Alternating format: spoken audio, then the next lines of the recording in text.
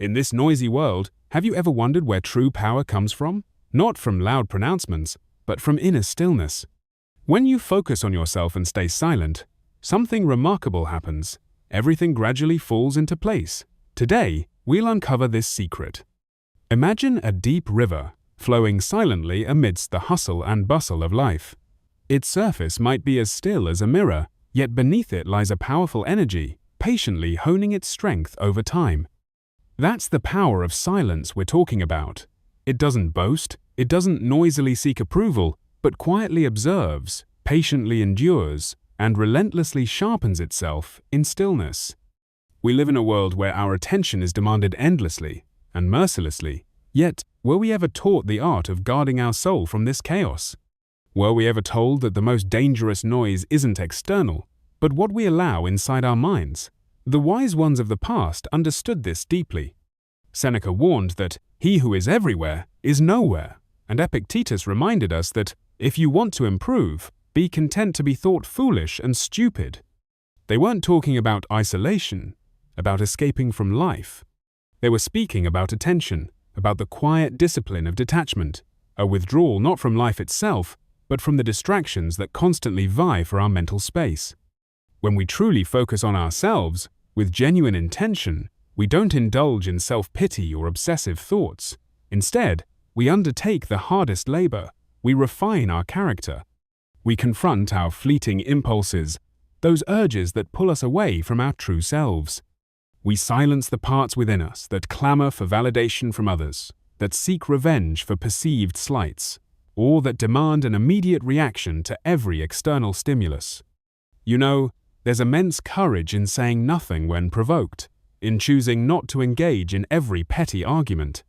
There's a quiet strength in not chasing after what isn't meant for you, in recognizing the paths that lead nowhere. And there's profound wisdom in consciously withdrawing your precious energy from endeavors that do not contribute to your growth and well-being. The Stoics, those ancient masters of self-control, practiced the art of interiority, building fortresses not of stone and mortar, but of the resilient mind. Marcus Aurelius, the powerful ruler of a vast empire, still found time to write, "The happiness of your life depends upon the quality of your thoughts."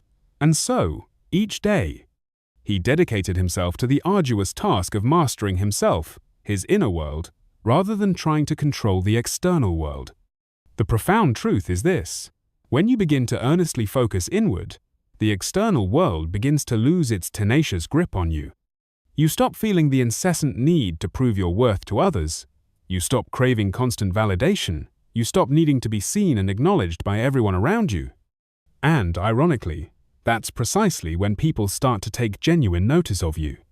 Not because you are actively seeking their attention or putting on a show, but because you have discovered something valuable within yourself, something they themselves may have lost in the cacophony of their own lives. The quiet discipline to remain silent amidst chaos, and the inner strength to stay still when the world urges you to move. So, let them underestimate us in our silence. Let them chatter away while we diligently train our minds and spirits. Let them wander aimlessly while we steadfastly walk our chosen path. Because when our primary focus is on the deliberate cultivation of the self, on nurturing our inner garden, everything else in our lives begins to align in a harmonious way. This alignment doesn't occur through forceful manipulation or cunning tactics, but organically, because the world subtly bends around the unmoved center, around the individual who steadfastly refuses to be shaken by trivial matters and fleeting distractions. We don't frantically chase after peace. Instead, we cultivate it within ourselves and become its embodiment. We don't desperately seek respect from others. Rather, we embody the qualities that naturally command respect through our actions and our presence. And we never feel the need to loudly proclaim our growth or broadcast our achievements. Instead, we let our progress echo subtly in our demeanor, in the quiet confidence we exude. So, embrace the power of silence, cultivate inner stillness, adhere to disciplined self-reflection, and trust that what is truly meant for us will gracefully arrive in our lives when we no longer desperately need it to fill a void.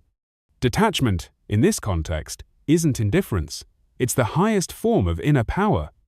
When we consciously choose to focus on ourselves in the quiet sanctuary of our minds, we begin to master the delicate art of detachment, a disciplined disengagement from the often turbulent opinions, volatile emotions, and pervasive chaos of others.